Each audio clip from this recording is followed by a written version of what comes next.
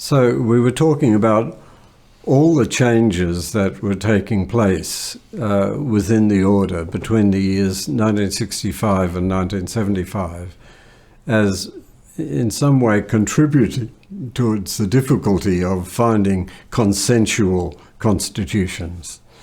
Now, anybody could have just trotted off and written their own, but for a group of people who are undergoing such particular changes in a different sequence and a different intensity, to approve a text and to agree on a text was really a very, very strong challenge.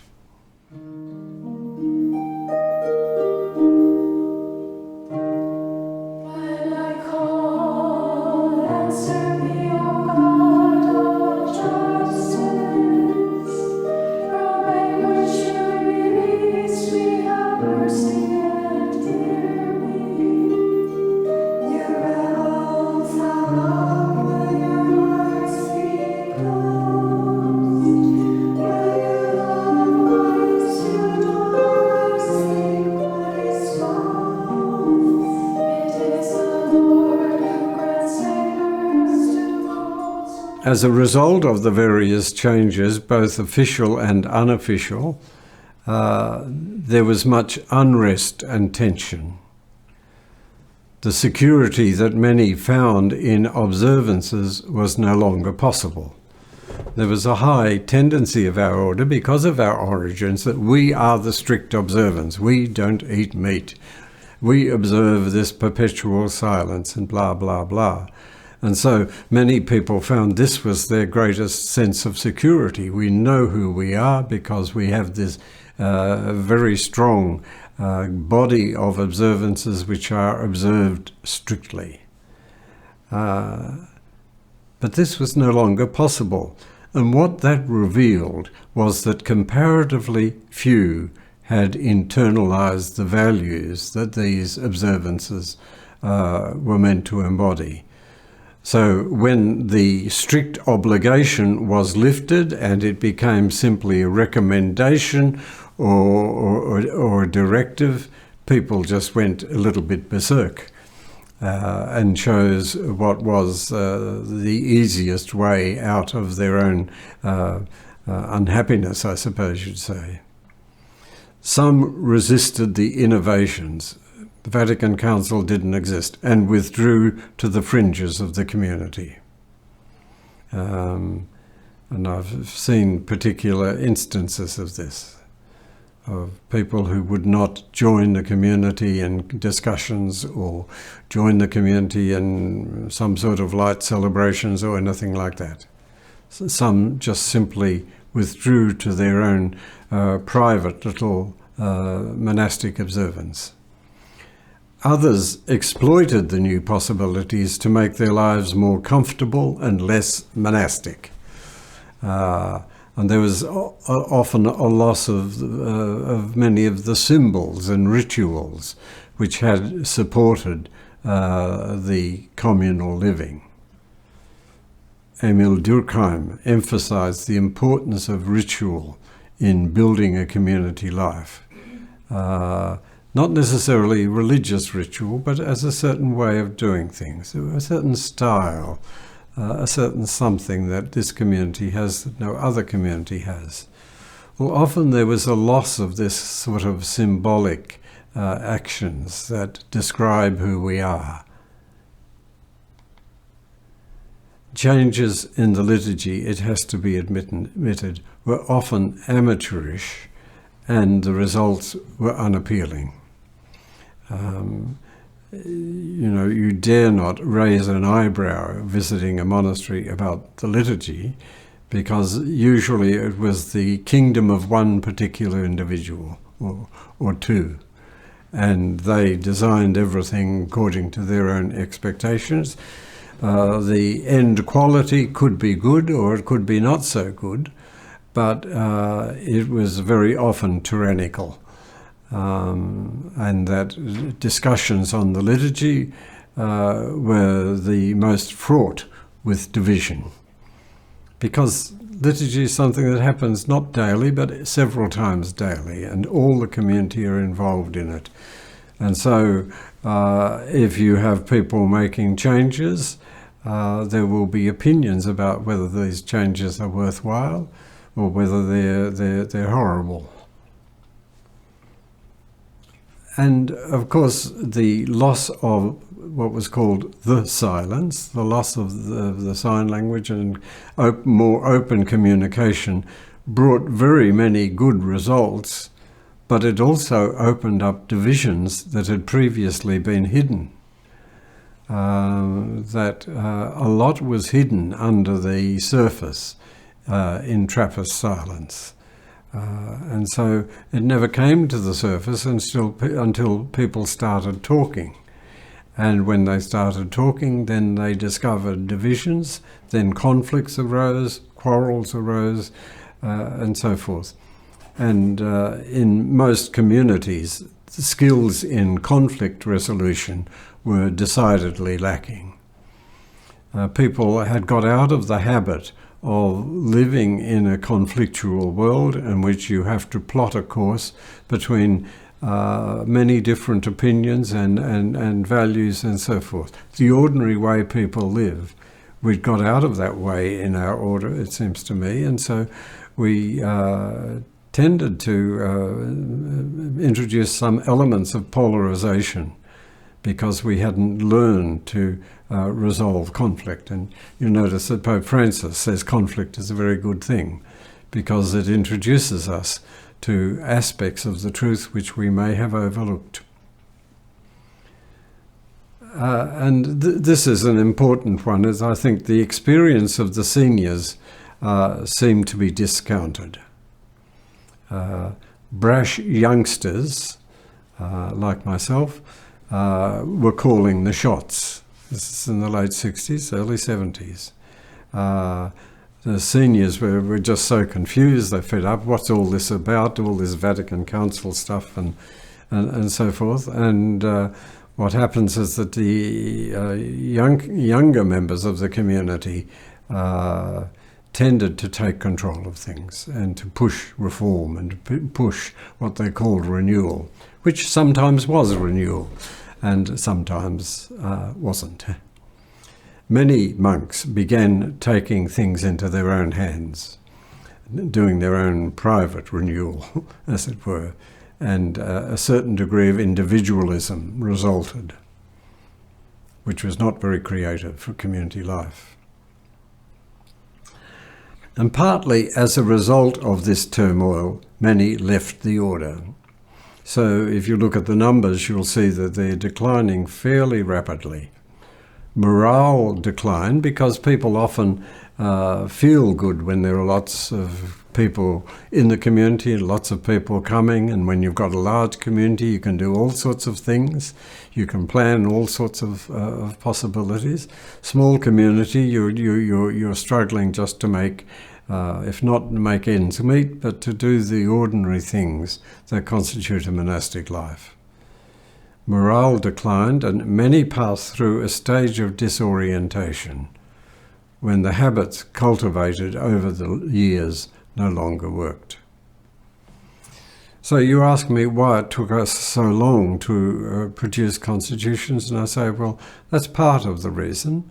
It's not necessarily a bad thing that the order was in a state of dishevelment, but it was creative chaos.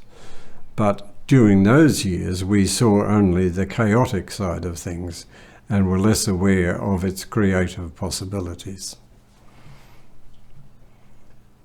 So this brings us to another aspect that we need to take into consideration, and that is the fact that there were many papal documents coming forth at this stage, trying to encourage us to undertake the work of reform, trying to put boundaries on it, trying to give direction to it. And these documents themselves are a kind of parallel history of our constitutions. And the first is the directive of Perfecta Caritatis, number 3, constitutions, directories, books of usages, prayers, ceremonies, and so forth are to be suitably revised.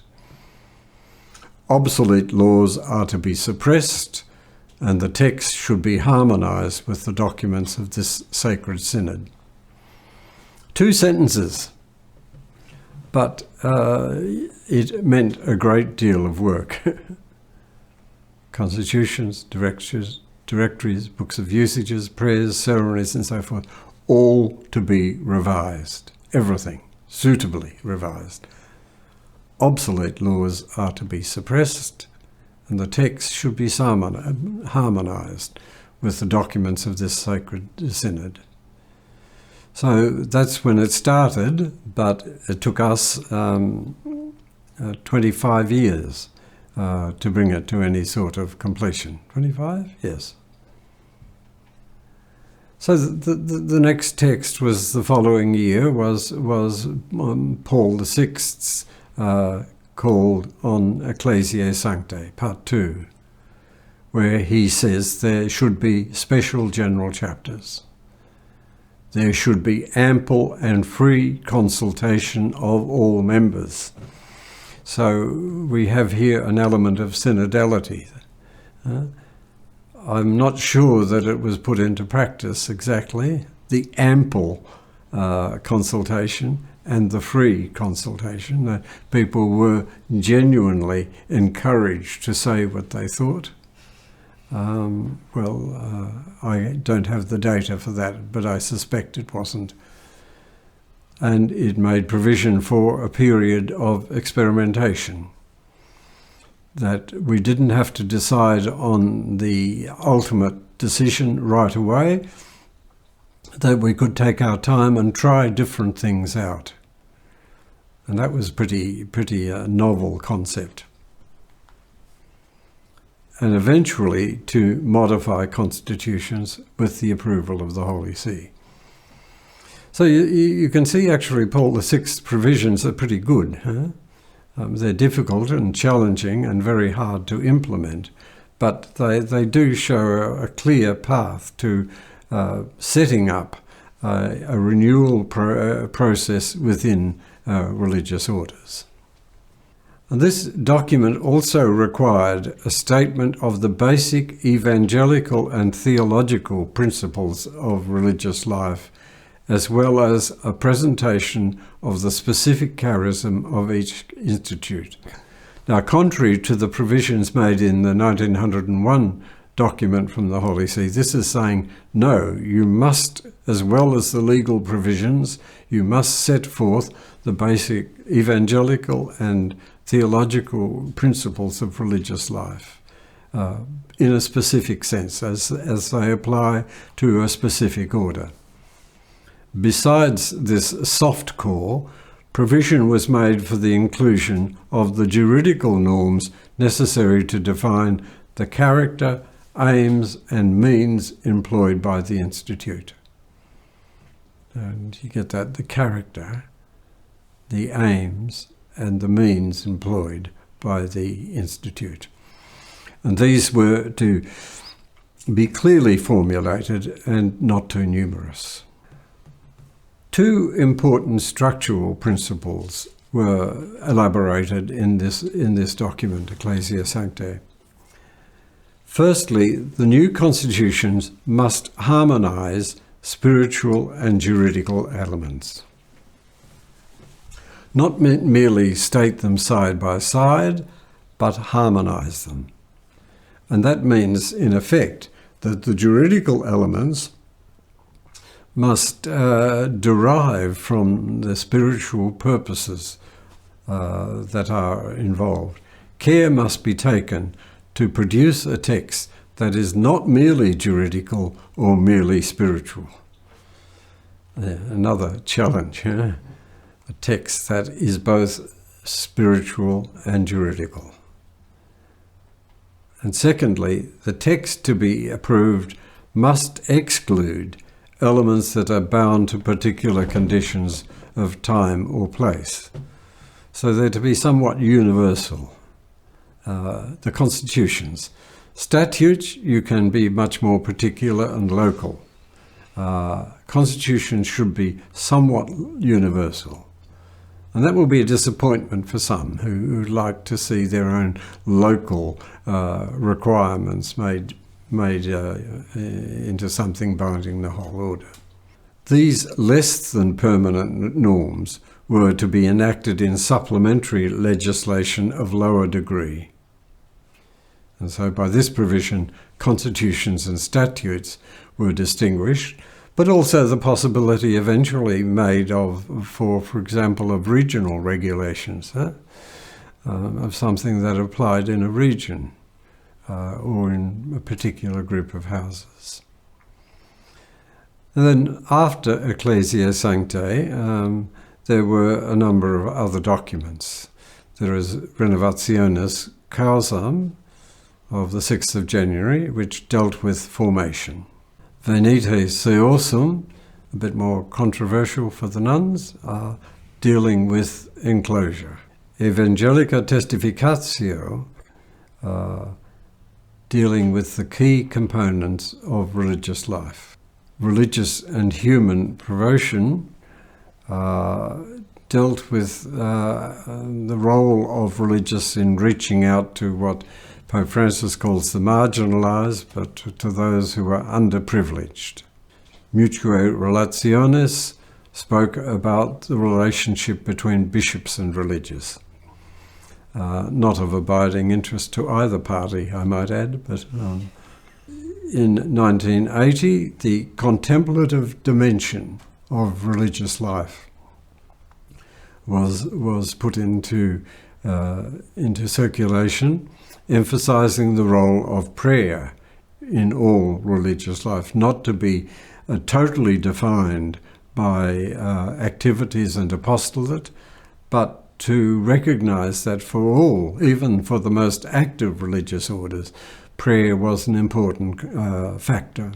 And then in 1983, 31st of May, the essential elements of religious life, rather a conflictual document, this one, controversial certainly, was addressed mainly to religious of the United States, trying, I think, to pull them back into line in some way.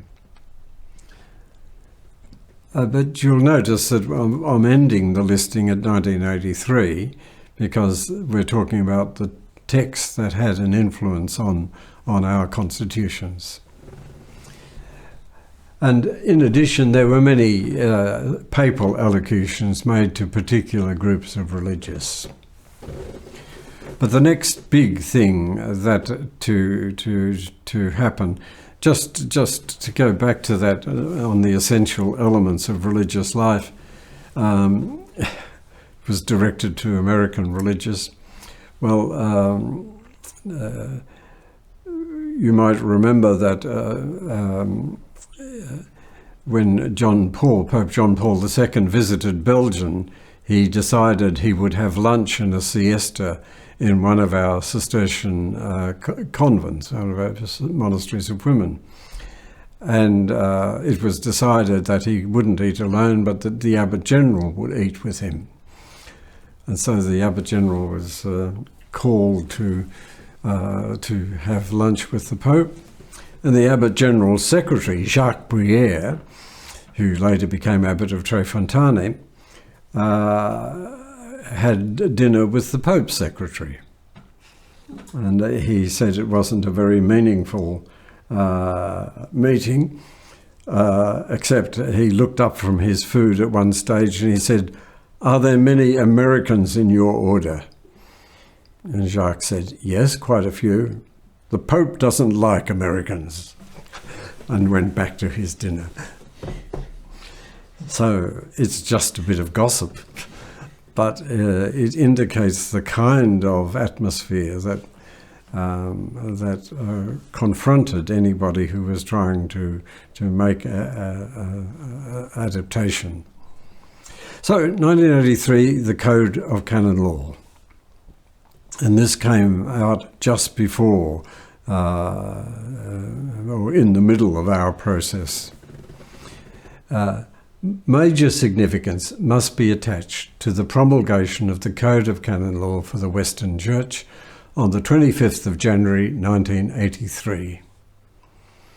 The section dealing with religious life is Canons 573 to 746.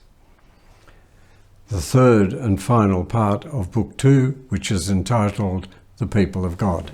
So religious are being considered at least part of the people of God. Even the most stalwart antinomians may find themselves forced to admit that this section of the code is less venomous than they anticipated. It's not bad. It could have been much worse. A lot were disappointed in things that didn't find expression there or didn't find recognition there, but it's, as I say, it could have been much worse. The section has incorporated much conciliar and post-conciliar thinking about religious life, appreciation of the ecclesial character of religious life and its importance for the local church, respect for the specific charism and patrimony of each institute, emphasis on the personal dignity and responsibility of every member, and the understanding of authority as service, with provision for subsidiarity and participation. So that's all post-conciliar stuff. You wouldn't have found much of it before the council. And I would draw attention to the word patrimony, which a lot of people were unfamiliar with. It's our spiritual heritage becoming more and more aware. As everybody knows, part of the mandate of the Council was return to the sources and attention to the signs of the times. And one or the other is easy enough, but doing both at the same time is quite a challenge. So it's not a bad section. It's a workable section as far as we're concerned. There were no surprises in it, and that itself was not a surprise. But it states clearly what we have to include in our own constitutions. The Code of Canon Law is, of course, not intended as spiritual reading. It remains law. What has been attempted, especially in this section, is to ensure that the juridical norms conform in spirit and formulation to the documents of the Second Vatican Council. They sound as though they come from the same source. The properly canonical content is meant to safeguard and promote the values advocated by the Council. Some were disappointed that there was no special section for monastic orders. There was a movement wanting to recognise the Ordo Monasticus and to have a special section on that. And it's been suggested by somebody who knows that this was due to the situation of some of the Austrian monasteries, who are more like active religious in some ways than the more traditional contemplative monasteries. We can learn something about how to write constitutions by looking at the style of the new code. I don't want to give you detailed references to this, but I could if I was under pressure. So some entire canons have a spiritual tone, usually those which introduce a new section or topic when the matter concerns the spiritual life of the individual more intimately. So in other words, they're giving a certain priority to the spiritual over the canonical and starting off with a spiritual consideration. And so, for example, Canon 575 or 599 or 600 and a few others are like that. Some sections within canons are devoted entirely to non-juridical matter. So, in other words, some whole canons deal with non-juridical things, sometimes just a section within a canon. And motivations are occasionally added to strengthen the bare precepts by stating their purpose and relating the precept to some basic value. And this is of itself a departure from the pure legalistic viewpoint, which says that the law cannot mandate interior attitudes. It can say you bow to the abbot, but it can't say you must respect the abbot. Or it can say that, but it's got no power to govern internal attitudes. It can tell you what to do, it can't tell you what to feel. It can't tell you what to think. We haven't got to that stage yet, I hope. But sometimes the code does add motivations.